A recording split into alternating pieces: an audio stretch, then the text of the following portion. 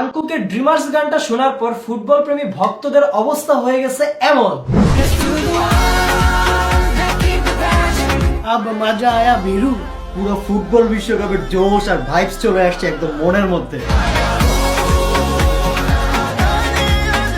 এই গানটা এত বেশি প্রশংসিত হওয়ার কারণ ছিল এর টিউন, মিউজিক মেকিং আর স্পেশালি এর লিরিক্সটা কিন্তু আমার পার্সোনালি খুব ভালো লাগছে। গানের লিরিক্সটা যেমন করা, সেই সাথে গানের নামটাও।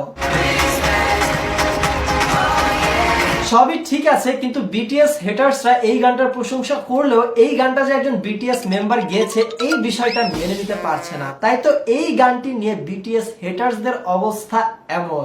ভাই আমি শুধু গানটাই শুনছি, কে গাইছে না গাইছে হেটা তো আর দেই নাই আমি। আর এটা দেখেও আমি কি করবো? গান শোনার কাম, আমি গান শুনছি। এবার বিশ্বকাপে তো আর কোনো গান নাই, তাই পাবলিকের এইটাই ভালো লাগছে। আর দুই চারটা গান বাইরেলে এটার পাত্তা পাইতো না। গানটা তো আর বিটিএস এর না, তাই না? জাংকক না ব্যাংকক ওই পোলাক গাইছে, হাতে কি আই যায় বিটিএস এর। এর লগে তো বিটিএস এর কোনো সম্পর্ক নাই।